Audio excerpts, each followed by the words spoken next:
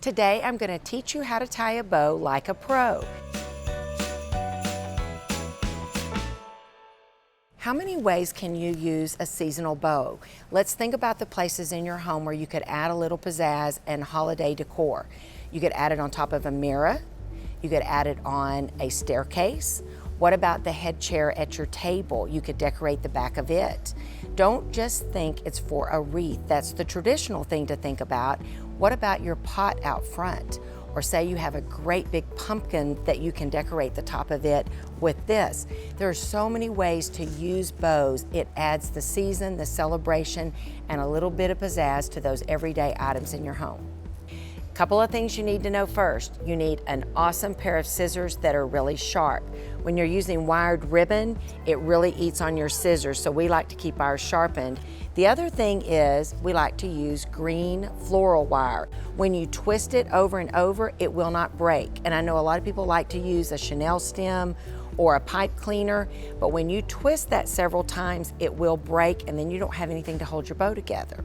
So here we go. I'm gonna cut a knife edge on my ribbon, which is just an angle that gives a finished look. I'm gonna take a length, I'm gonna gather it up. This is gonna be our first loop. And we're gonna fold it and create a loop. And then we're gonna gather it up again in the back. Now on this ribbon, it's great because it's double-sided. We could leave the black showing, but instead we are going to twist it. So I'm just twisting it and holding it with my finger, and I'm gonna make another loop.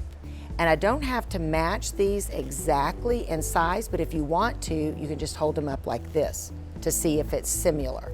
Then I'm gonna gather again, and I have the wrong side of my material, and I'm gonna twist again. And you can see the quality of this ribbon, how when I pull it in my hand, it just stays out there because of the quality of the fabric. Use the knife edge and do it again.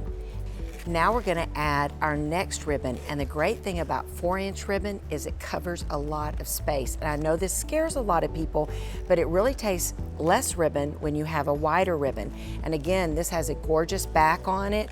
It's green glitter, and we're gonna lay it in behind my first loops and tails. And so I'm gonna leave my length out. I'm gonna gather it up.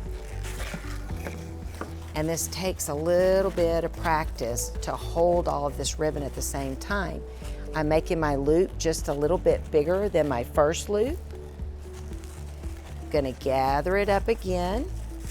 And you see, I'm gonna twist it.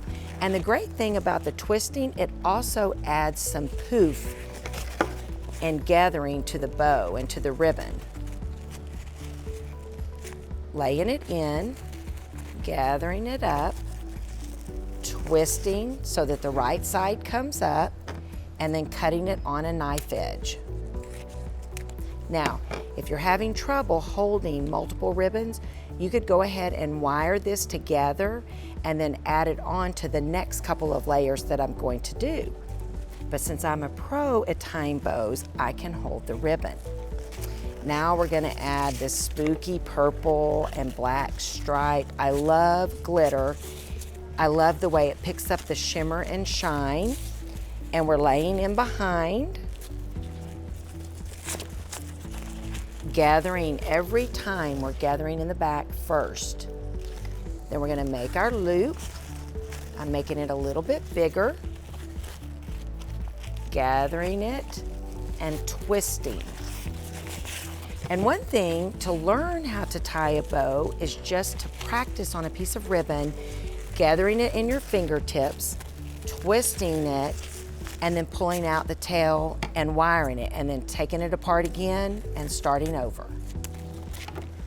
All right, and now one of our signature looks is always black and white, and a black and white diamond I love, especially for Halloween, but for Christmas or fall, Valentine's, Easter, we use black and white in all of our seasonal decorating. Okay, so now I have my bow, holding it between my fingers, and we're gonna take our floral wire and we're gonna lay it over the top. You could use a zip tie, especially when you get to a lot of the thicker ribbon. A zip tie is an awesome thing to use because you can pull it really tight, twist around. And that's why we like to use the floral wire, because that's gonna hold. It's also gonna give you a means to attach it to something. So now we're gonna shape it out, fluff it out, pull some up, pull some down, pull some to the side. You wanna let all your different patterns show, and you can just see the quality of the ribbon and how it stands out and it holds its shape. Isn't that fun?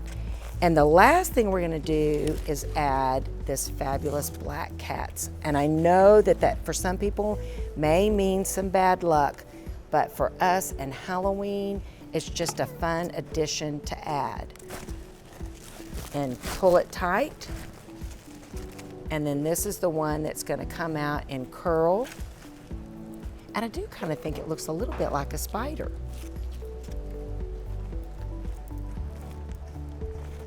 Now we go decorate and we're ready for trick-or-treaters.